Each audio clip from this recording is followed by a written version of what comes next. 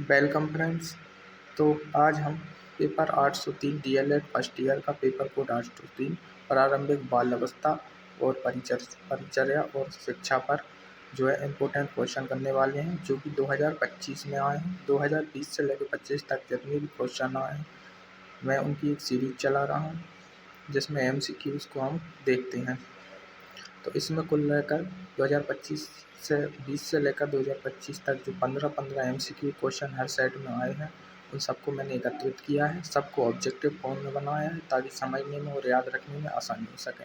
तो चलिए शुरू करते हैं। तो हमारे पेपर तीसरे में के लिए पहला क्वेश्चन होगा, राष्ट्रीय पाठ्यचर्या की रूपरेखा एनसीएफ प्रकाशित कब हुई थी। यहाँ पर मैं आपको बता दूँ कि सबसे पहले तो एनसीएफ का फुल फॉर्म आपको याद रखना है, जो कि होता है नेशनल करिकुलम फ्रेमवर्क, क्योंकि एनसीएफ का फुल फॉर्म भी आपसे पूछा जा सकता है। इसके अलावा ये पूछ रहा है इसे कब प्रकाशित किया गया था। 2005, मैंने आपको पहले भी बता चुका हूँ, 2005 में इसे प्रकाशित किया गया था और दिसंबर 2005 में इसे प्रकाशित किया गया था। इसे हमें याद रखना है। चलिए दूसरे क्वेश्चन पर पढ़ते हैं। 2025 में दूसरा क्वेश्चन पूछा गया, वाटसन के अनुसार विकास की अवस्थाएं। तो वाटसन के अनुसार भी विकास की जो है 3 स्टेजेस बताई गई हैं, जिन्हें मैं पिछले वीडियो में कवर कर चुका हूं। चलिए अब आगे बढ़ते हैं। किसके अनुसार पाठ्यचर्या पर्यावरण में होने वाली क्रियाओं का योग है। यह किसने कहा कि जो पाठ्यचर्या है यानी जो करिकुलम है हमारा, वह पर्यावरण में होने वाली क्रियाओं का योग होता है। तो यह बात कही थी ब्यूसेम्प द्वारा। ब्यूसेम्प द्वारा बात की गई थी, सीधे सीधे आपको याद रखना है इसमें। इसके बाद आते हैं चौथे क्वेश्चन पर, जो 2025 में पूछा गया कि शिक्षा के उत्तम साधन क्या हो सकते हैं। क्या परिवार, घर, समाज या फिर सभी के सभी। तो मेरे हिसाब से तो सभी के सभी ही शिक्षा के उत्तम साधन होंगे, क्योंकि शिक्षा किसी एक जगह से बंद कर तो रह नहीं सकती। जैसा कि आप समझ पा रहे हैं, यानी कि परिवार से भी हमें शिक्षा प्राप्त होती है, घर से भी और समाज से भी। तो यहाँ पर जो है तीनों के तीनों ऑप्शन सही हैं। चलिए पाँचवें क्वेश्चन की ओर बढ़ते हैं। परिवार की विशेषता पूछ रहा है कि परिवार की क्या विशेषताएं होती हैं। क्या परिवार एक सार्वभौमिक संस्था है या सामाजिक सुरक्षा देता है। तो देखो, परिवार एक यूनिवर्सल इंस्टीट्यूशन तो है, क्योंकि हर जगह कहीं भी कोई भी बच्चा पैदा होगा उसका एक परिवार तो होता ही है। तो यह क्या है, एक सार्वभौमिक संस्था है। क्या यह सामाजिक सुरक्षा देती है। बिल्कुल, जब आप अली बचपन में होते हो तो आपको समाज से सुरक्षा आपके परिवार ही करते हैं, आपके पालक ही आपको प्रोटेक्ट करते हैं। तो हाँ, सामाजिक सुरक्षा देती है। क्या इसका आधार भावात्मक है। बिल्कुल, यह आपको इमोशंस पर भी वर्क करती है। परिवार के साथ आपके डीप कनेक्शन होते हैं, इमोशन से भी जुड़े होते हो। तो परिवार की विशेषताएं यह सारी की सारी ही हैं।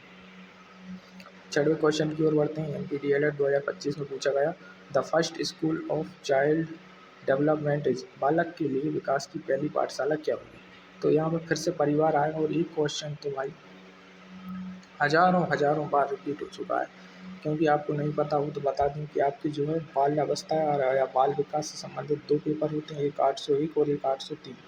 तो ये क्वेश्चन किसी भी उसमें आ सकता है और ये बार बार रिपीट होता है, इसलिए इसको रखना कि बालक के लिए जो विकास की पहली पाठशाला है वह परिवार से ही शुरू होती है। आप आंगनबाड़ी या विद्यालय नहीं लगा सकते, समाज भी नहीं लगा सकते, तो याद रखना इसको।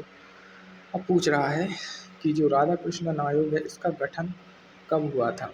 तो राधा कृष्णन आयोग का गठन 1948 में हुआ था। सीधा सीधा याद रखना है आपको। प्रीवियस ईयर क्वेश्चन है, पिछले ही साल पूछा गया, तो दोबारा पूछने की संभावना भी है।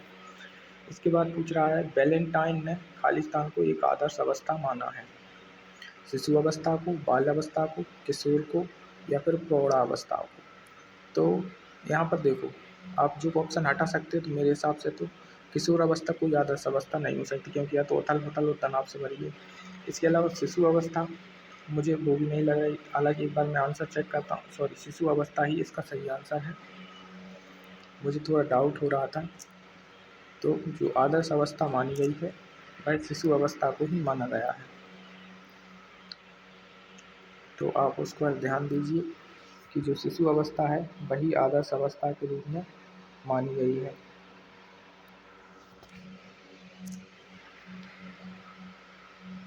कहाँ गया, ये रहा।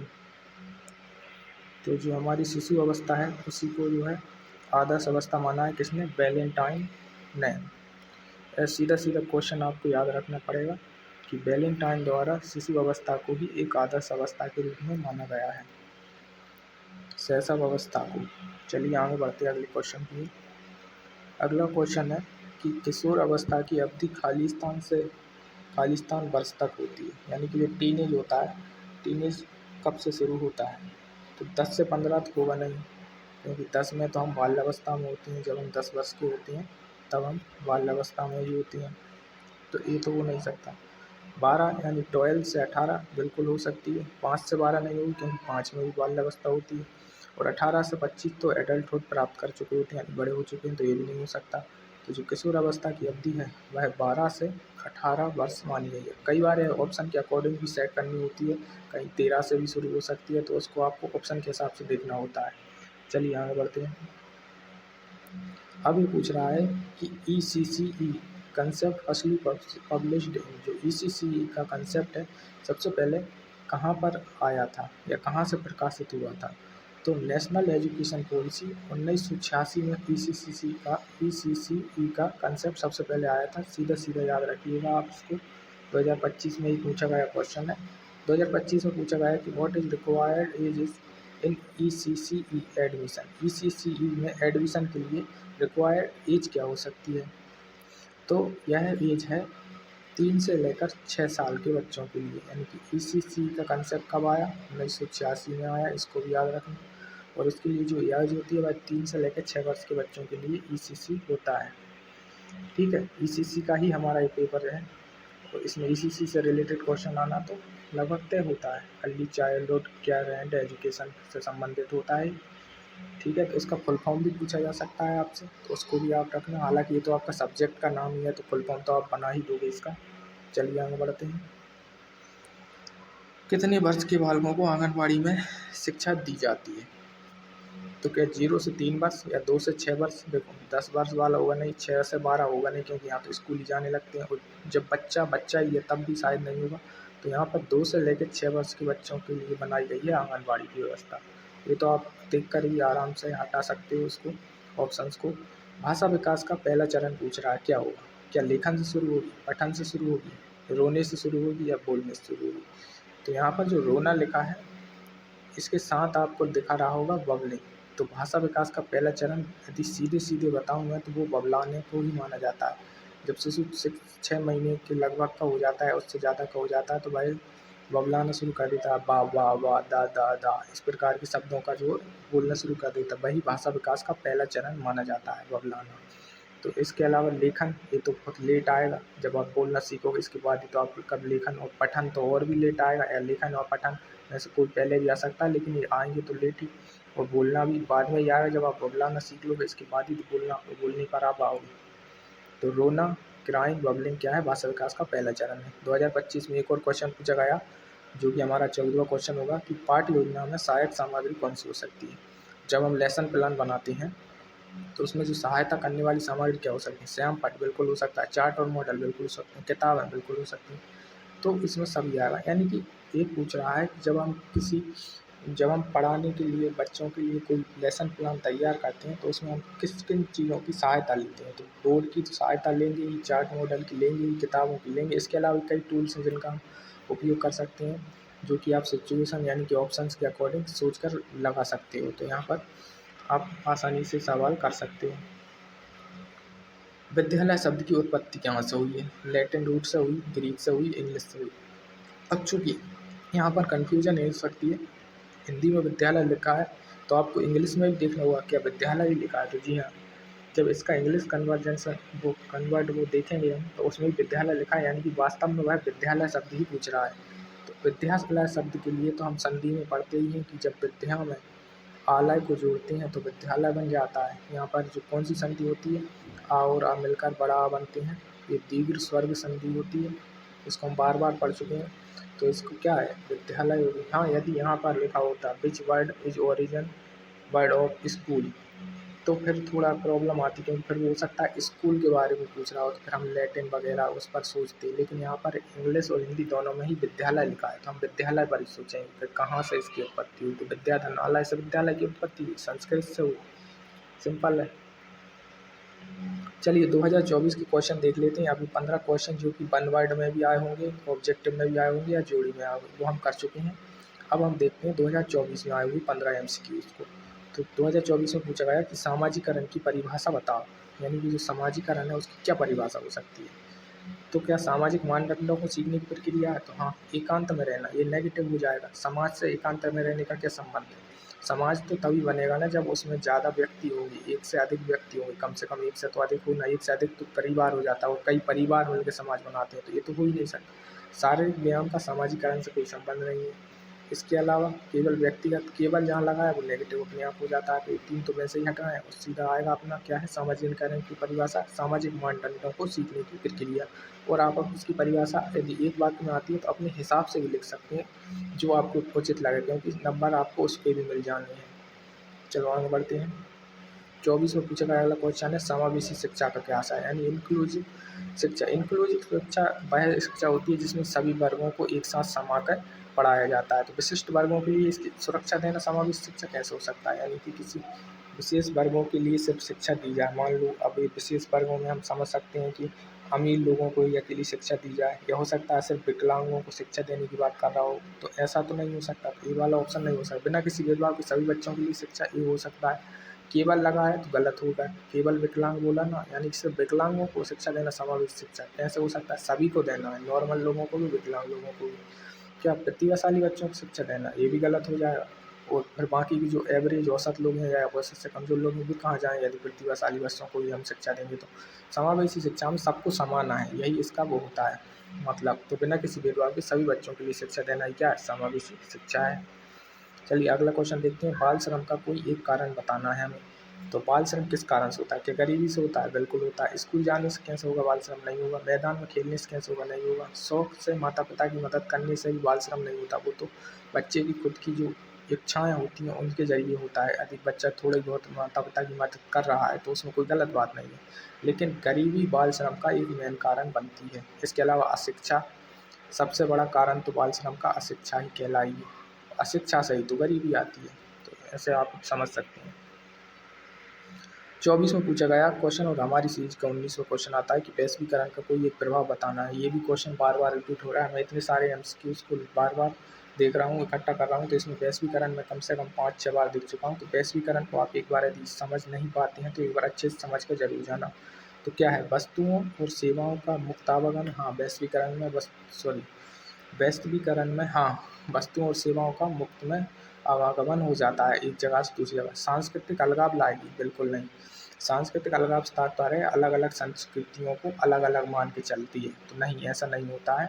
इसमें सारी संस्कृतियों को, विश्व भर की संस्कृतियों को जोड़ के देखा जाता है। आर्थिक विकास में कमी, ऐसा कैसे हो सकता है। वैश्वीकरण आर्थिक विकास में वृद्धि करता है, ना कि कमी। तकनीक का न्यूनतम उपयोग, नहीं। वैश्वीकरण में तकनीक का जितना हो सके उतना अधिक उपयोग किया जाता है, टेक्नोलॉजी का। तो यहाँ पर ये तीनों ही अलग ही तरीके की बात कर रहे हैं। अगर इसकी जगह लिखा होता है सांस्कृतिक एकीकरण, तो हाँ वैश्वीकरण से हो सकता है। आर्थिक विकास में वृद्धि, तो हाँ हो सकता है। तकनीक का अधिकतम उपयोग, तो हाँ हो सकता है। यानी कि ये तीनों उल्टे लिखे हुए हैं, सिर्फ एक एक सही लिखा हुआ है। वस्तुओं और सेवाओं का मुक्त आवागमन होता है, तो वैश्वीकरण का एक प्रभाव यह हो सकता है। इसके अलावा वैश्वीकरण के यदि आपसे और भी प्रभाव पूछे तो आप यहीं से समझ लो। सांस्कृतिक एकीकरण कर लेगा, आर्थिक विकास में वृद्धि कर देगा, तकनीक का अधिकतम उपयोग करेगा और वस्तु और सेवाओं का मुक्त आवागमन। तो आप यदि बड़े रूप में 3-4 नंबर के रूप में ये क्वेश्चन आता है तो आप इसकी 4 हेडिंग को बनाकर उसको बड़ा करके लिख सकते हैं। चलिए आगे बढ़ते हैं। अब पूछा 2024 का कि शिशु अवस्था की आयु समूह क्या है। जन्म से लेकर 6 वर्ष, जन्म से 5, जन्म से 4 या फिर जन्म से लेकर 7। तो जो शिशु होते हैं उनकी आयु को जन्म से लेकर 5 वर्ष माना गया। 0 से 2 वर्ष वैसे आइडियली मानी जाती है, लेकिन इसमें जो है 5 तक भी हम जोड़ सकते हैं, क्योंकि जो 3 से 5 की आयु है उसे हम पूर्व बाल अवस्था में रखते हैं, यानी कि बाल अवस्था से पहले का। तो बाल अवस्था से पहले यानी शिशु अवस्था, और जो 5 या 6 से लेकर चलती है 12 तक उसे रखते हैं बाल अवस्था में। तो इसको आप समझ सकते हैं उस हिसाब से, क्योंकि हमेशा ये ऐसे क्वेश्चन ऑप्शन के अकॉर्डिंग देखकर ही चलने होते हैं, तो उस हिसाब से भी देखना होता है। चलिए आगे बढ़ते हैं। अब पूछ रहा है विटामिन की कमी से कौन सा रोग होता है। अच्छा आपने नोटिस किया होगा जब आपने पहला पेपर दिया होगा 801 पेपर, उसमें भी ऐसा ही क्वेश्चन जरूर फंसता होगा जिसमें कोई ना कोई रोग से क्वेश्चन पूछ रहा है। इसमें भी वही, क्योंकि यह बाल विकास से संबंधित ही दोनों सब्जेक्ट हैं। तो इनमें जो है बालकों को होने वाले जो शुरुआती रोग होते हैं उनके बारे में भी जानकारी पढ़ाई जाती है, इसलिए यह पूछ रहा है। तो बेरी रोग कौन से विटामिन की कमी से होगा? तो सीधी बात है विटामिन बी, या फिर डेप्थ में जाओगे तो विटामिन B1 जिसको बोलते हैं थायमीन, जिसका रासायनिक नाम क्या होता है? थायमीन। इसकी वजह से जो है बेरी रोग होता है। विटामिन सी की कमी से कौन सा रोग होता है? स्कर्वी रोग होता है, जो कि त्वचा से संबंधित होता है। और विटामिन सी की कमी को पूरा करने के लिए क्या खाना चाहिए? खट्टे फल खाना चाहिए। इससे आप समझ सकते हो। विटामिन डी से रिकेट्स रोग होता है। रिकेट्स रोग हड्डियों से संबंधित एक रोग होता है, और इसको यदि रिकेट्स रोग को कम करना है या विटामिन डी को बढ़ाना है तो या सीधे हमें सनलाइट यानी कि सूरज की रोशनी से प्राप्त हो जाता है। तो अच्छे से धूप सेको, विटामिन डी की कमी नहीं होगी। विटामिन ए की कमी से होगा रतौंधी रोग यानी रात को ना देखना। तो रतौंधी रोग को यदि रोकना है या विटामिन ए को अधिक बढ़ाना है तो आपको हरी सब्जियां खानी होंगी। इसके अलावा दूध पीजिए, अंडा खा सकते हैं तो अंडा खाइए। इन सब में जो प्रोटीन होता है उससे विटामिन ए को रोका जा सकता है। तो आगे बढ़ते हैं, चलिए। स्थूल गत्यात्मक विकास के उदाहरण पूछ रहा है। तो अब मुझे पहले से, अब मैं इसको पहले वाले हमने किए थे 801 पेपर कोड को, उसमें भी कई बार एक गत्यात्मक कौशल आए थे। गत्यात्मक कौशल दो प्रकार के होते हैं, एक होते हैं स्थूल गत्यात्मक कौशल और एक होते हैं सूक्ष्म गत्यात्मक कौशल। अब इनमें दोनों में सीधा अंतर है। स्थूल में यानी कि ज़्यादा मांसपेशियों का उपयोग करने वाली चीज़ें करना, और सूक्ष्म में कम मांसपेशियों की करने वाली चीज़ों को करना होता है। इसमें जो है स्थूल गत्यात्मक विकास का उदाहरण पूछ रहा है, तो लिखना और चित्र बनाना ये तो सूक्ष्म होते हैं क्योंकि इनमें कम मांसपेशियाँ उपयोग होती हैं। टाइपिंग और मोटी प्रोना इनमें भी कम मांसपेशियाँ उपयोग होती हैं। इसके अलावा इसमें दिया बाल संवारना और कैंची वाला, इसमें भी कम मांसपेशियाँ उपयोग होती हैं, लेकिन दौड़ने में आपकी ज़्यादा मांसपेशियाँ मसल्स का उपयोग होगा, कूदने में भी ज़्यादा का होगा।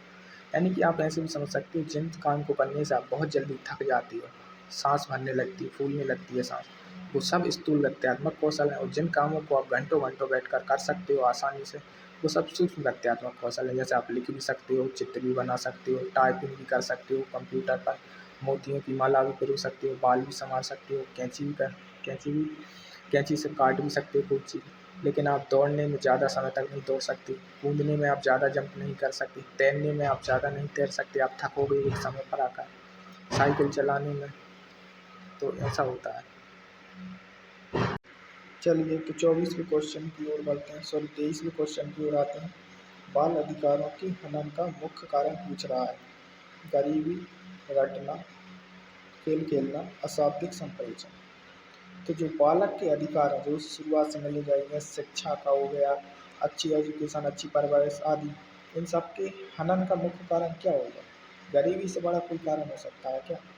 गरीबी ही सबसे बड़ा कारण है। इसके अलावा रटने का यहाँ पर कोई काम ही नहीं है।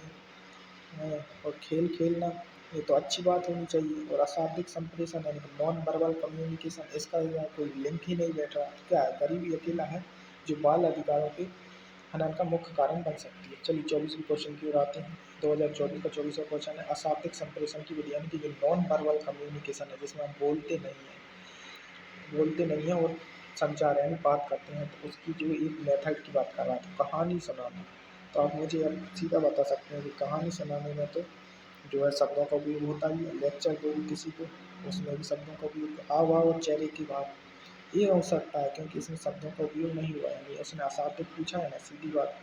और गाना गाने में भी शब्दों का उपयोग होगा, तो हमारा ऑप्शन क्या होगा? सी होगा, हाव भाव और चेहरे के भाव। अब चलते हैं 25वें क्वेश्चन की ओर। पियाजे के अनुसार बाल विकास की पहली अवस्था पूछ रहा है। पियाजे भाई साहब इंपॉर्टेंट है, इनको हमेशा याद रखना। पहली स्टेज इन्होंने बाल विकास की दी थी सेंसरी मोटर स्टेज, जिसमें वस्तु स्थायित्व का गुण आता है, 0 से 2 साल तक चलती है। और इसके बारे में बहुत डिटेल में पहले ही बता चुका हूँ, तो बहुत ज़्यादा नहीं बोलूँगा। दूसरी अवस्था पूरी संक्रियात्मक, और ऐसे करके 4 अवस्थाएं होती हैं, आपको इनको याद रखना है। चलते आगे। स्व केंद्रित चिंतन की विशेषता पूछ रहा है, यानी कि सेल्फ सेंटर्ड थिंकिंग की क्या विशेषता होगी? यह कब आती है? मतलब कौन सी स्टेज में हम स्वयं में ही केंद्रित होते हैं? तो क्या प्रौढ़ावस्था में? बिल्कुल भी नहीं। प्रौढ़ावस्था में तो हम पूरे डेवलप हो जाते हैं, तो हम अपनी ओर केंद्रित क्यों होते हैं? तो क्या किशोरावस्था में? नहीं, किशोरावस्था में भी इतना दिमाग तो डेवलप हो जाता है कि आसपास की चीज़ों पर भी हम फोकस करने लगते हैं। और बाल अवस्था में भी ठीक होता है, लेकिन जो अर्ली चाइल्डहुड है यानी कि पूर्व बाल अवस्था है, जो कि पूर्व बाल अवस्था, आपको मैं बताऊँ कौन सा समय, यानी कि 3 से लेकर 5 वर्ष के बीच का समय। इस समय हम स्वयं में ही सेल्फ सेंटर्ड होते हैं। इस समय इसको बोलते हैं पूर्व बाल अवस्था। चलिए आगे बढ़ते हैं। अकलाना खालिस्तान का एक रूप हो सकता है। किसका रूप हो सकता है? या कोई गति का कौशल है? बिल्कुल भी नहीं। कौशल तो है ही नहीं। कौशल का मतलब है स्किल होना, यानी आप में कोई चीज़ होना। लेकिन हकलाना तो एक प्रकार का विकार हो सकता है ना, तो इसको तो विकार या दोष में रखें। क्या श्रवण संबंधी दोष है? तो वो भी नहीं। यह है एक उच्चारण संबंधी दोष, क्योंकि जब आप बोलते समय हकलाते हैं तो हमारा उच्चारण में दिक्कत आ रही है, इसलिए हकला रहे हैं। तो एक उच्चारण संबंधी दोष होगा। 2024 का अगला क्वेश्चन देखते हैं। बाल अवस्था की आयु कितने वर्ष मानी गई है? बाल अवस्था जन्म से 6 वर्ष तक होगा, या 6 से 12 वर्ष होगा, 12 से 18 होगा, या फिर प्रौढ़ा अवस्था होगा। तो यहाँ पर फिर वही का वही कंसेप्ट आना है। ये होगा 6 से 12 वर्ष का। देखो, जन्म से 2 वर्ष शिशु अवस्था, या फिर जन्म से लेकर 5 वर्ष तक शिशु अवस्था, दोनों ही आप मान सकते हैं, दोनों ही सही है ऑप्शन के अकॉर्डिंग देखकर। इसके बाद 6 से 12 वर्ष को बाल अवस्था में रखा गया, और 12 से ऊपर जाओगे 13 से लेकर 18, या 12 से लेकर 18 इसे किशोर अवस्था में रखा गया, और 18 से ऊपर हम वयस्क हो जाते हैं। सिंपल है। अब क्वेश्चन पूछ रहा है, यह सिद्धांत की विकास सरल से जटिल की ओर अग्रसर है, क्या कहलाएगा? क्रमिक अनुक्रम का सिद्धांत, निरंतर का सिद्धांत, सामान्य से विशिष्ट का सिद्धांत, या अंतःक्रिया का सिद्धांत। यह सिद्धांत की विकास सरल से जटिल की ओर बढ़ता है, यानी कि जो विकास है वह पहले सरल सरल चीज़ों का होता है और फिर जटिल की ओर बढ़ता है। इसे हम क्या कहेंगे? क्या एक क्रमिक अनुक्रम का सिद्धांत है? निरंतरता। देखो, क्रमिक अनुक्रम का मतलब है एक निश्चित क्रम को फॉलो करने वाला, यानी कि पहले 1 आएगा, 2 आएगा, 3 आएगा, इस तरीके से चलना। नहीं, विकास ऐसे नहीं चलता। हो सकता है आपका 3 पहले आ जाए, 2 बाद में आए, लेकिन विकास तो फिर भी होगा। और निरंतर का सिद्धांत, निरंतर विकास निरंतरता से भी चलता है, यानी कि विकास हमेशा लगातार चलता रहता है। लेकिन यहाँ पर पूछ रहा है सरल से जटिल की ओर जाना है, तो निरंतरता का उसमें कोई संबंध नहीं है। अंतःक्रिया आपसी क्रिया का सिद्धांत, उसका भी कोई इसमें संबंध नहीं। इसमें संबंध है सामान्य से विशिष्ट की। जैसे सरल को सामान्य मान सकते हैं, जटिल को विशिष्ट। तो जो विकास का सरल से जटिल की ओर अग्रसर सिद्धांत है वह सामान्य से विशिष्ट का सिद्धांत है। इस प्रकार से रिलेट करके आपको करना है क्वेश्चन।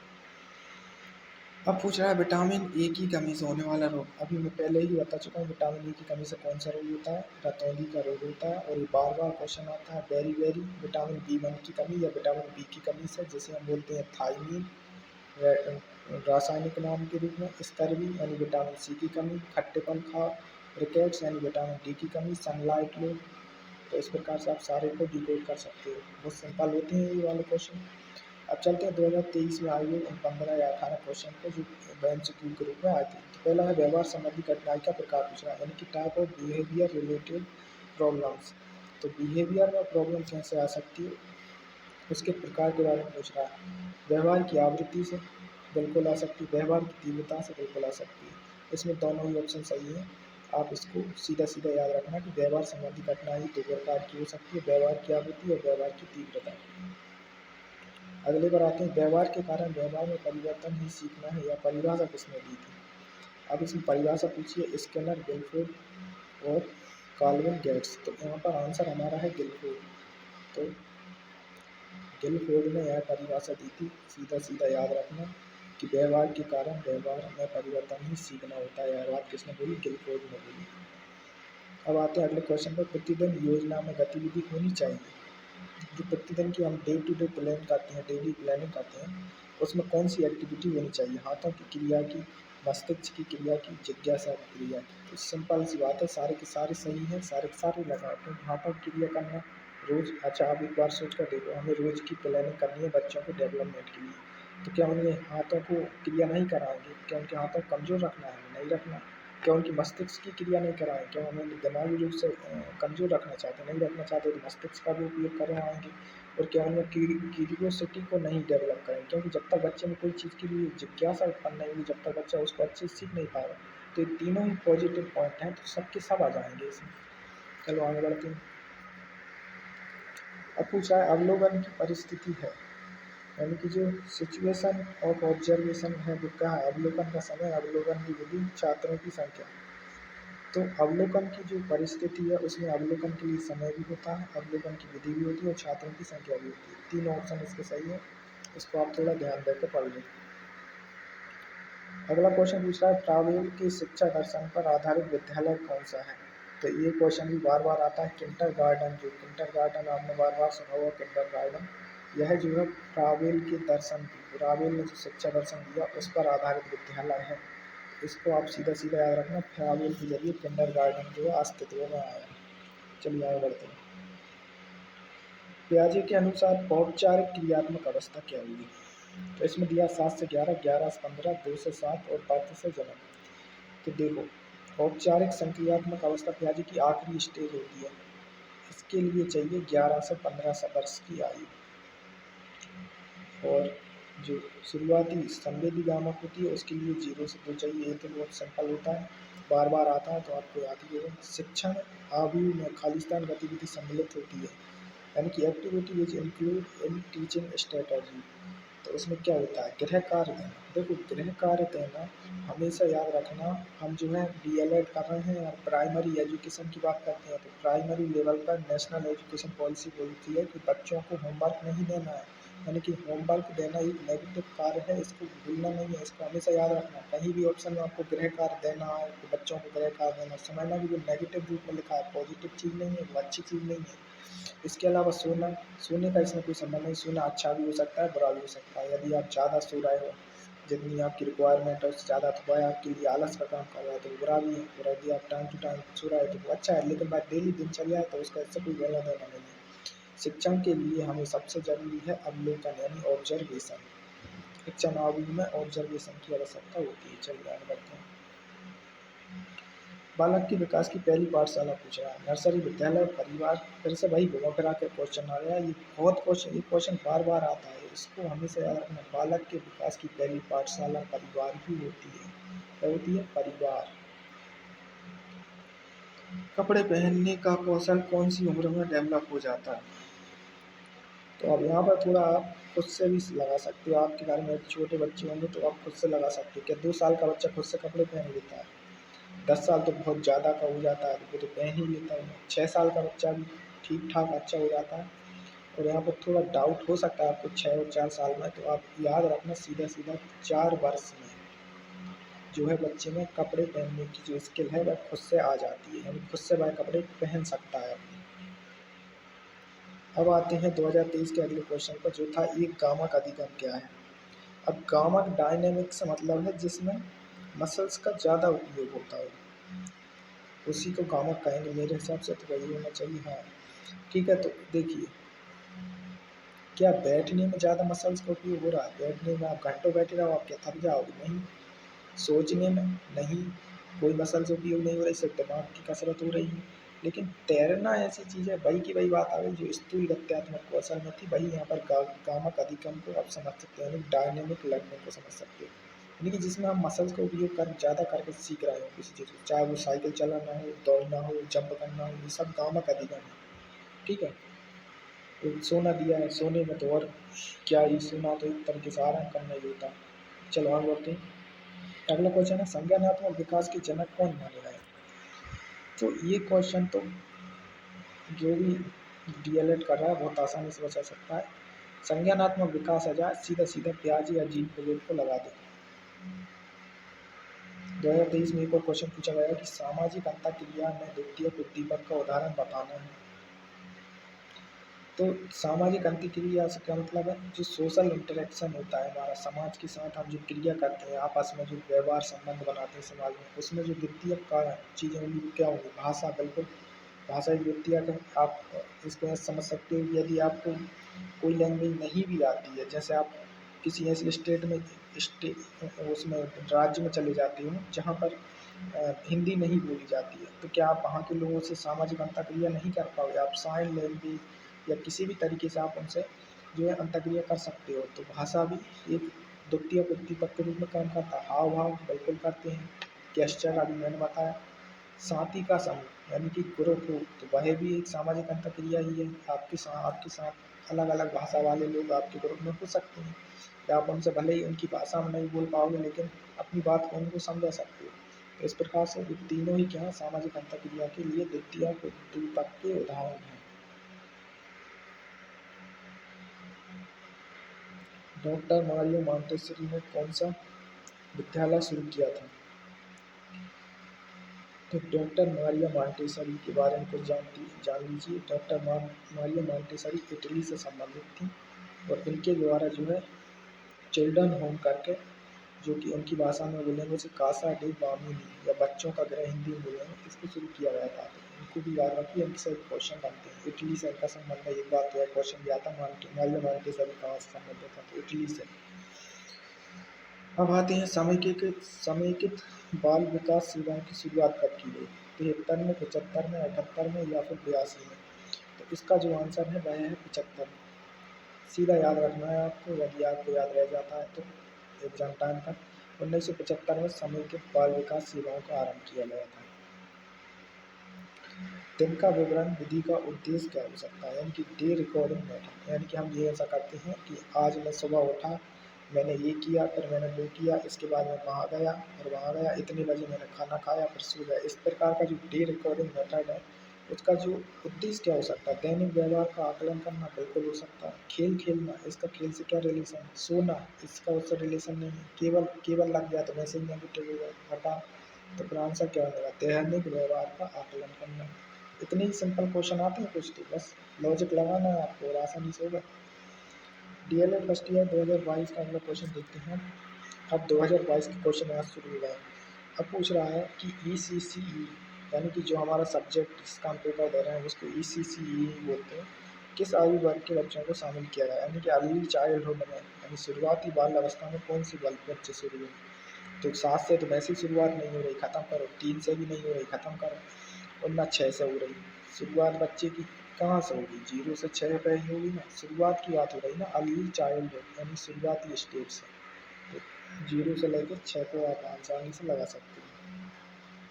संज्ञानात्मक विकास का सिद्धांत किसके द्वारा दिया? लोग फिर से घूम फिर के आ गए अपने प्याजी भाई साहब, सीधा लगाओ। प्याजी संज्ञानात्मक विकास। जब सामान्य बच्चों तथा विशेष आवश्यकता वाले बच्चों को एक साथ शिक्षा दी जाए तो वह शिक्षा क्या कहलाएगी? समावेशी शिक्षा। देखो, ये इंक्लूसिव लर्निंग, अभी मैंने इसको पहले भी समझाया आपको। जो समावेशी शिक्षा है उसमें सभी प्रकार के लोगों को एक साथ इकट्ठा किया जाता है, चाहे वह विकलांग हो, चाहे वह प्रतिभाशाली बालक हो, सामान्य बालक हो, औसत बालक हो। सभी बच्चों को एक साथ बिठाकर शिक्षा ऐसी शिक्षा नीति तैयार की जाती है कि ना तो किसी को कोई दिक्कत आए, तो सबका विकास अच्छे से हो सके और एक साथ हो सके। उसको बोलते हैं इंक्लूसिव एजुकेशन। आगे बढ़ते हैं। शिक्षा की त्रिध्रुवीय प्रक्रिया के बारे में पूछ रहा है कि यह किसने दी थी? तो ये दी थी एडम्स ने। यहाँ पर मैंने इसके कुछ नोट्स लिखा हुआ, हाँ लिखा है, एडम्स ने त्रिध्रुवीय प्रक्रिया दी थी। नोट करना है कि डीवे ऑल्सो सपोर्टेड दिस, यानी कि जो जॉन डीवी थे, जॉन डीवी नाम के जो वैज्ञानिक थे, उन्होंने भी इसको सपोर्ट किया था। But according to options Adam is relevant for बाइक्यूआर ट्राइक्यूआर कॉन्ट्रैक्ट्स इन ट्रेडिशन पेडागोजी। और यहाँ पर ये कह रहा है ऑप्शन के हिसाब से एडम्स ज़्यादा रिलेटेड हो रहे हैं। तो इसका मतलब ये है, अगर ऐसा त्रिध्रुवीय प्रक्रिया हो उसमें जो है आपको जॉन डीवी भी हो तो आप उन पर भी विचार कर सकते हैं, वही भी आ सकते हैं। इसके अलावा वरना आपको एडम्स तो लगानी ही लगानी है। और अगर एडम्स ना हो तो जॉन डीवी है तो क्लियर डीवी को लगाओ, आपका फिर भी आंसर सही होगा, ऐसा बोल रहा है। ठीक है, 2022 के अगले क्वेश्चन को देखते हैं। प्रारंभिक बचपन में सीखने एवं विकास का तथ्यात्मक मापदंड क्या हो सकता है? परिपक्वता, प्रतियोगिता, संप्रेषण या सामाजिक संपर्क? तो शुरुआती बचपन में सीखने एवं विकास का गत्यात्मक मापदंड पूछ रहा है। तो सबसे पहले देखो, ये कोई अच्छी चीज पूछ रहा है, ये तो आपको क्वेश्चन पढ़ के समझ में आ रहा है। तो इसका आंसर कुछ अच्छा ही होना चाहिए। जैसे प्रतियोगिता, प्रारंभिक बचपन में प्रतियोगिता एक हिसाब से नेगेटिव वे में चली जाती है। कम्युनिकेशन यहाँ रिलेट नहीं कर पा रहा। सामाजिक संपर्क का इसका कोई लेना देना नहीं है, तो यहाँ पर आंसर है मैच्योरिटी। इसको थोड़ा देख लेना है। इसके बाद 2022 का अगला क्वेश्चन है, कोठारी शिक्षा आयोग किससे संबंधित है? सबसे पहले तो मैं आपसे यही पूछूँ, कोठारी शिक्षा आयोग कब आया था? तो मुझे तो 1964 याद आ रहा है और ये आता भी बार बार है, तो इसको एक बार क्लियर कर लेना और इसको देख लेना कब आया था। ये पूछा है किससे संबंधित है? तो यह जो संबंधित है वह आत्मविश्वास एवं आत्मसम्मान का विकास 2 से 7 वर्ष, समाज एवं विकास अर्थान है। तो यह जो है आत्मविश्वास और आत्मसम्मान के विकास से संबंधित है, इसको आप देख लेना। अगला क्वेश्चन आता है पूर्व क्रियात्मक अवस्था का काल पूछ रहा है। पूर्व क्रियात्मक अवस्था का काल पूछ रहा है 2 से 7, बर्थ से 2, 7 से 11। तो एक तो होती है संवेदी गामक, उसके बाद आती है पूर्व क्रियात्मक, यानी कि इसका जो होगा 2 से 7 होगा। संवेदी गामक 0 से 2 की ओर चलती है और ये 2 से 7 की ओर चलती है। अनुकरण से सीखना किससे संबंधित होता है? अनुकरण से सीखना क्या है? यानी कि अपन जो अनुकरण करके सीखते हैं, यानी कि हमसे ऐसा बोल दिया कि ऐसा करना है, फिर हमने उसको सीख लिया। लर्निंग बाय फॉलोइंग, किसी को फॉलो करके या इमिटेशन करके। तो वह किससे संबंधित है? कोठारी आयोग से, समायोजन की कौशल विकास से, 3 से 6 साल। ये तो कुछ ऑप्शन तो क्या है, अब ये ऐसे क्वेश्चन होंगे जो ऑब्जेक्टिव में ना आकर कैसे आएंगे एक बात में, तो उसके लिए मैंने खुद से ऑप्शन बनाए हैं, इसलिए आपको थोड़ी अलग से ऑप्शन दिखाए होंगे इसमें। स्थान डायरेक्टर से कोई रिलेशन नहीं है। इसका जो रिलेशन है वह समायोजन कौशल विकास से है, यानी कि एडजस्टमेंट स्किल डेवलपमेंट क्या है, लर्निंग बाय फॉलोइंग या इमिटेशन संबंधित है। Law of exercise was given by, अभ्यास का नियम किसने दिया था? तो जो अभ्यास का नियम है यह थॉर्नडाइक से। लॉ ऑफ एक्सरसाइज या अभ्यास का नियम थॉर्नडाइक ने दिया था। सीधे सीधे याद रखने वाली चीज़ है। ECCE का पूरा नाम, ये आपका जो है सब्जेक्ट का एग्जाम पूछ रहा है। Early childhood care and education. Early childhood care and education कौन से वाले में है? Early childhood care and education ये वाला। तो इसको अच्छे से देखना, क्योंकि ये फिर भी पूछ सकता, हालांकि ये तो आपको पेपर में ही लिखा मिल जाएगा। ECCE का full form early childhood care and education. ठीक है, आगे बढ़ते हैं। किशोर अवस्था के बच्चों का आयु वर्ग क्या होगा? अब तो ये सबसे सिंपल क्वेश्चन होगा आपके लिए, ये तो बता दो। हाँ, ये होगा 12 से 18, और इसके अलावा भी ऑप्शन अलग है, ये भी शायद रिपीट क्वेश्चन, इसको देख लेना। अब पूछा है उद्दीपक तथा प्रतिक्रियाओं के माध्यम से बनने वाली संयुक्त से कौन सी प्रक्रिया संपन्न होती है? Which process is followed by stimulus response bond. जो उद्दीपक और प्रतिक्रिया के माध्यम से जो है ना, अधिगम अधिगम का नहीं है, अधिगम अनुबंधन जो है होता है, इसको भी सीधा सीधा देखना है। अब आते हैं अगले पर, शिशु शिक्षा शिक्षक की कोई एक विशेषता बताई, यानी कि जो राइट एनी वन कैरेक्टर को प्री प्राइमरी टीचर की विशेषता पूछ रहा है। धैर्य और प्रेम रखना हो सकता है, क्यों नहीं हो सकता? उच्च शारीरिक शक्ति, यहाँ पर कोई रिलेशन है क्या उच्च शारीरिक शक्ति का? कठोर स्वभाव तो किसी हालत में नहीं होना चाहिए। केवल विषय का ध्यान, केवल आ गया मतलब क्या हो गया? नेगेटिव हो गया, तो ये हट गया, फिर क्या आएगा? धैर्य और प्रेम, इसका सीधा सीधा आंसर हो जाएगा। समावेशी शिक्षा प्रबंधन क्या होता है? केवल सामान्य बच्चों को पढ़ाना। केवल आ गया, गलत कर दो। सही क्षमताओं वाले बच्चों के लिए प्रबंधन, सभी क्षमता वाले बच्चों के लिए प्रबंधन, हाँ बिल्कुल। विकलांगों के लिए अलग कक्षा, क्या होगा? ये तो अलग करना हो गया, अलगाव हो गया, जबकि हमें तो सबको जोड़ के रखना है। समावेशी का मतलब ही यही है ना, सबको एक साथ रखना। बिना सामग्री के पढ़ाना, कोई रिलेशन नहीं बना रहा है, तो यहाँ पर सीधा आंसर क्या होगा? Management for childrens for all ability, यानी सभी क्षमताओं वाले बच्चों के लिए प्रबंधन करना। पूर्व बाल्यावस्था की पाठचर्या की कोई एक विशेषता लिखना। ये एक वाक्य में आप बनाया होगा, मैंने ऑप्शन में बनाया है तो थोड़ा सरल लगे। खेल आधारित और गतिविधि आधारित तो होगा ही, केवल लगाया, काट दो, आँख नीच का। उच्च गणित का ध्यान, अब उच्च गणित का ध्यान पूर्व बाल्यावस्था में कहाँ से दे पाओगे? इसको भी बेटा व्यावसायिक प्रशिक्षण पूर्व बाल्यावस्था में क्या करेगा? बस वही है जो एकमात्र ऑप्शन हमारा सही है, खेल आधारित और गतिविधि आधारित। अब 2021 से कुछ क्वेश्चन देख लेते हैं। इसमें फिर से पूछा है कि ECCE कार्यक्रम की प्रमुख विशेषता पूछ रहा है। बाल केंद्रित, हर चीज़ बाल केंद्रित ही होती है। हम जब DLED की शिक्षा ले रहे हैं तो हम बाल को केंद्र में रख कर ले रहे हैं। क्रिया आधारित, बिल्कुल। खेलों द्वारा शिक्षा, बिल्कुल उपयुक्त, सभी इसका सही आंसर होगा। निम्नलिखित में से सूक्ष्म पेशीय कौशल पूछ लिया इसने। अब देखो, उछलने में मैंने बताया था हाँ ज़्यादा मांसपेशी, कूदने में भी ज़्यादा मांसपेशी, दौड़ने में भी ज़्यादा मांसपेशी, लेकिन जो ब्लॉक्स बनाना यानी खाने वाने बनाना ऐसा कुछ बोल रहा होगा, उसमें ज़्यादा मांसपेशी का उपयोग नहीं होगा। इसका आंसर क्या हो जाएगा? ब्लॉक बनाना।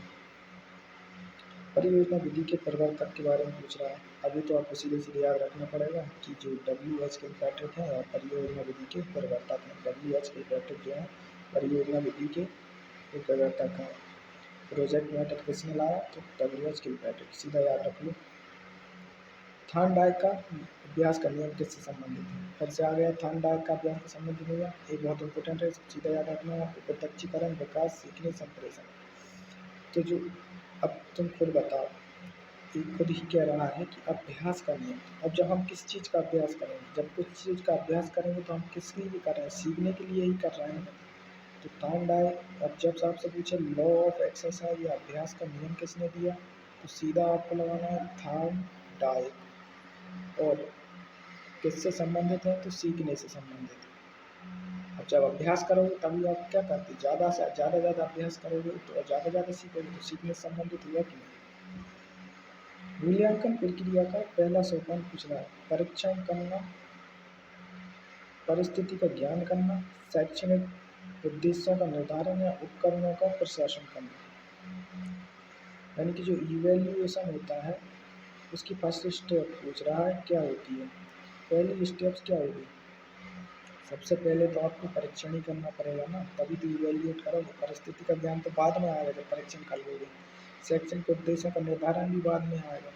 उपकरणों का प्रशासन तो फिर कुछ रिलेशन ही नहीं बना रहा है मेरे हिसाब से। चलो आगे बढ़ते हैं। बाल सदन की स्थापना राष्ट्रीय बाल नीति वर्ष खालिस्तान के अनुसार हुई। तो जो बाल सदन है 1974 में स्थापित किया गया था, सीधा याद रखना 1974 में बाल सदन की राष्ट्रीय बाल नीति वर्ष 1974। गाल को छूने पर सिर को घुमाना एवं मुख खोलना नवजात शिशुओं में क्या प्रतिवर्त कहलाता है। यह सब क्या होती है, रूटिंग होती है, यानी कि ये जड़ से संबंधित चीज़ें होती हैं, यानी कि ये शुरू से ही उनमें होती है। गाल को छूओगे तो वे सिर को घुमा लेंगे क्योंकि उन्हें एकदम से स्पर्श का एहसास होगा। मुख खोलने नवजात शिशुओं में क्या है, यह सब रूटिंग है, यानी कि जड़ से ही जुड़ी हुई है, यानी कि जीन्स के जरिए ही आई हुई चीज़ है ये। पियाजे के अनुसार पूर्व क्रियात्मक अवस्था का प्रमुख व्यवहार क्या हो सकता है।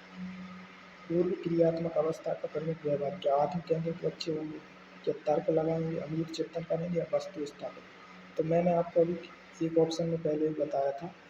देखो पूर्व क्रियात्मक जो अवस्था होती है वह कौन सी अवस्था है, तो 3 से लेकर 6 तक। तो यह मैंने बताया था कि सबसे ज़्यादा बच्चे आत्म केंद्रित यानी सेल्फ सेंटर्ड कब होते हैं, तो 3 से लेकर 6 वर्ष वाले बच्चे क्या होते हैं, अपने आप में ही केंद्रित होते हैं। तो पूर्व क्रियात्मक अवस्था भी क्या हुई, आत्म केंद्रित से संबंधित हुई।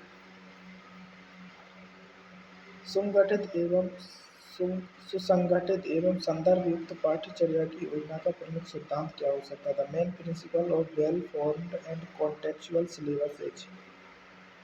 तो देखो कठोरता नेगेटिव हो गया, नीरसता यानी बोर होना वो भी गलत हो गया, क्रियाशीलता अच्छा शब्द है और व्यक्तिवाद इसका कोई रिलेशन नहीं बनेगा इससे, सीधी क्रियाशीलता आएगी। सुसंगठित एवं संदर्भित पाठ्यचर्या की योजना का प्रमुख सिद्धांत क्या होगा, क्रियाशीलता, यानी उसमें एक्टिवनेस होनी चाहिए। बच्चों की प्रगति के आकलन हेतु जब प्रेक्षण वास्तविक जंगल की स्थिति में किया जाए तो उस प्रेक्षण को क्या कहेंगे। सिंपल हो गया ना, प्रकृतिवादी हो गया, सीधा वास्तविक जंगल की स्थिति में कर रहा है। अब देखो इसमें क्या है, कंट्रोल, जंगल में क्या कंट्रोल, आर्टिफिशियल का कोई काम ही नहीं है, असहभागिता भी नहीं आ सकता, तो प्रकृतिवादी आएगा। अब पूछा जननी सुरक्षा योजना का उद्देश्य बताना है, मातृ एवं शिशु मृत्यु दर को कम करना।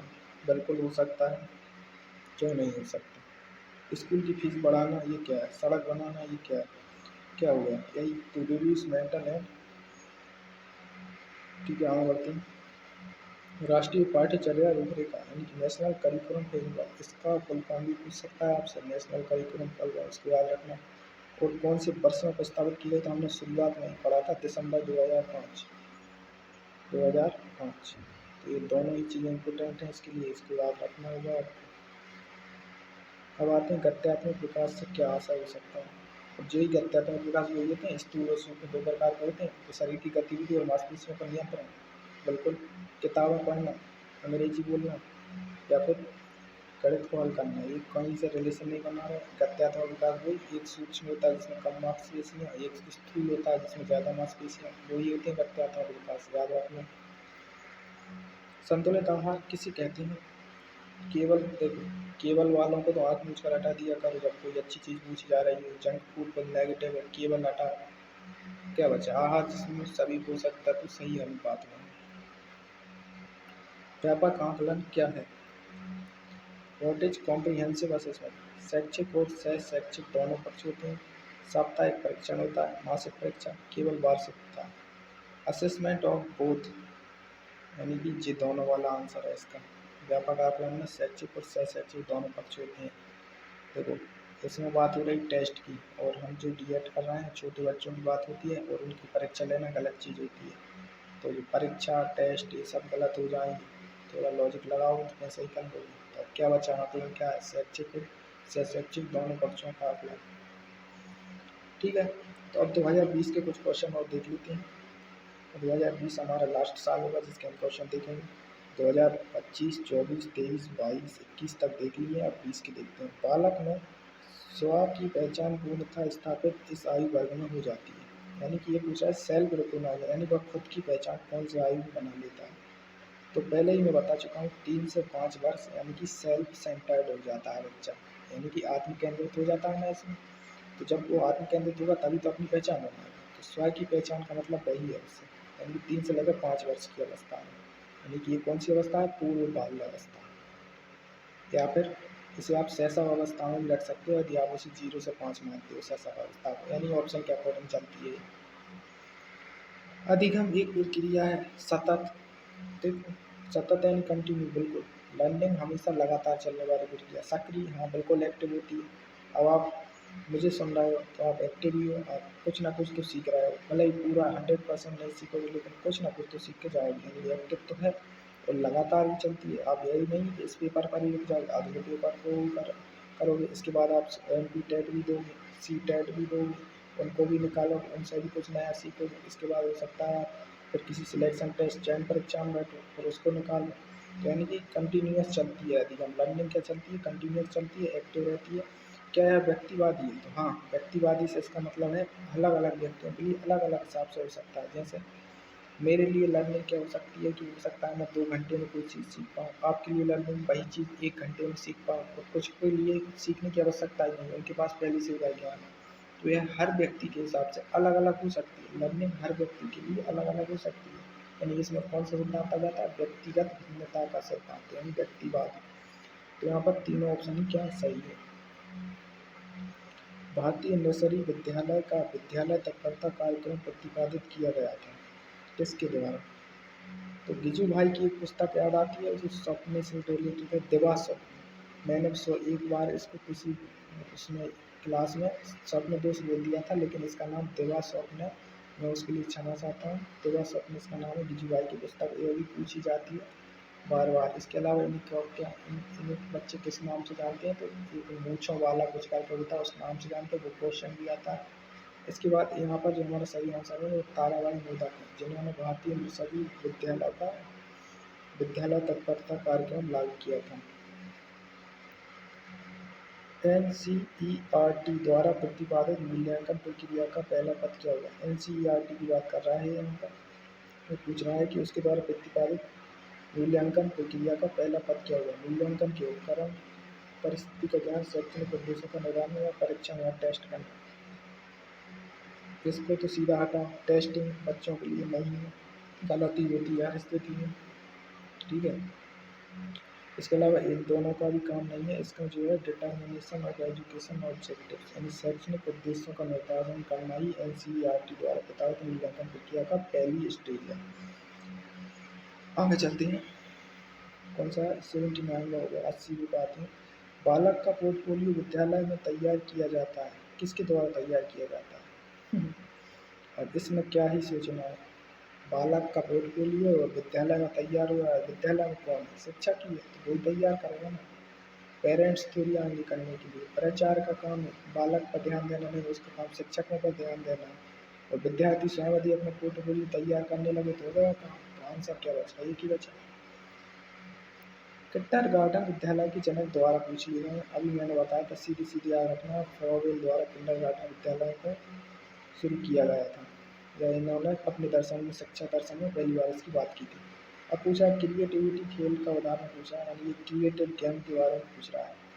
तो क्रिएटिव गेम से तात्पर्य है जो हर बार एक अलग तरीके से खेला जा सके या अलग तरीके से किया जा सके। क्या शतरंज को हर बार अलग तरीके से किया जा सकता है? हाँ, आप ये कह सकते हो उसमें नई-नई चालें चलकर अलग, लेकिन वो सब उसके नियमों से बंधे होता है। दौड़ना एक ही तरीके से दौड़ सकते हो, हर बार अलग थोड़ी दौड़ोगे। सोना भी एक ही तरीके का सिस्टम है। लेकिन जो क्ले मॉडलिंग है इसका मतलब होता है मिट्टी मिट्टी से खेलना, या जो गीली मिट्टी है उससे कुछ चीज़ों को बनाना। तो हर बार हो सकता है एक बार आप चिड़िया बना दो, दूसरी बार आप अंडे बना दो, तीसरी बार आप साइकिल बना दो, यानी कुछ भी अनलिमिटेड चीज़ें बना सकते हो आप क्ले मॉडलिंग से। तो यह ऐसा ही क्रिएटिव खेल है, यानी कि हर बार नई क्रिएशन कर सकते हो आप इससे। इस हिसाब से देखना क्रिएटिव खेल क्या होते हैं। ठीक है, चलो मैं आती। जीन पियाजे ने 0 से लेकर 2 वर्ष की अवस्था को क्या कहा था? संवेदीगामक कहा था, मूर्त कहा था, पूर्व कहा था या औपचारिक कहा था? मैं अभी कितनी बार बता चुका हूँ, संवेदीगामक और वस्तु स्थायित्व का गुण इसी में आता है। मूर्त संक्रियात्मक अवस्था तीसरी स्टेज है, और पूर्व क्रियात्मक दूसरी है, और औपचारिक चौथी स्टेज है। यह 4 स्टेजें किसने दी हैं? पियाजे ने दी हैं। ठीक है, आगे बढ़ते हैं। क्षेत्र विवरण है कि जो फील्ड ट्रिप होती है, कौन सा ज्ञान प्राप्त होता है? स्थायी, अस्थायी, बेकार या फिर कोई भी नहीं? फील्ड ट्रिप से जो ज्ञान आएगा वह स्थायी रहेगा, यानी कि आपकी मेमोरी में वह काफ़ी लंबे समय तक रहेगा। ऐसा नहीं है कि अब आप बुक पढ़ रहे हो तो बुक पढ़ी आपने और आपने फिर हो सकता है अगले दिन आप भूल जाओ क्या पढ़ा था, लेकिन अभी आप उस बुक में जो नॉलेज दिया, जैसे उसमें किसी पेड़ पौधे के बारे में दिया है, इसके फूल ऐसे होते हैं वैसे होते हैं, और आपने सीधा जाकर फील्ड ट्रिप कर कर देख लिया, तो आप उसको सालों साल नहीं भूल सकते। लेकिन आपने यदि वही चीज़ सीधी सिर्फ बुक से पढ़ी है तो आप हो सकता है 2 दिन बाद 3 दिन बाद भूल जाए, वो होता है। तो क्षेत्र विवरण से प्राप्त ज्ञान हमेशा स्थायी यानी कि परमानेंट रहता है। के आधार पर छात्र की क्रिया एवं व्यवहार का मूल्यांकन किया जाता है। चेकलिस्ट, टेक्स्ट बुक, खेल या लंबाई? ऑप्शन से ही हटा सकते हो तुम। टेक्स्ट बुक के आधार पर तो सिर्फ ज्ञान दिया जाता है, कोई मूल्यांकन नहीं होता। खेल का इससे क्या रिलेशन, लंबाई का इससे क्या रिलेशन? चेकलिस्ट ही ऐसी है जो कि छात्र के व्यवहार का मूल्यांकन करती है क्रियाओं।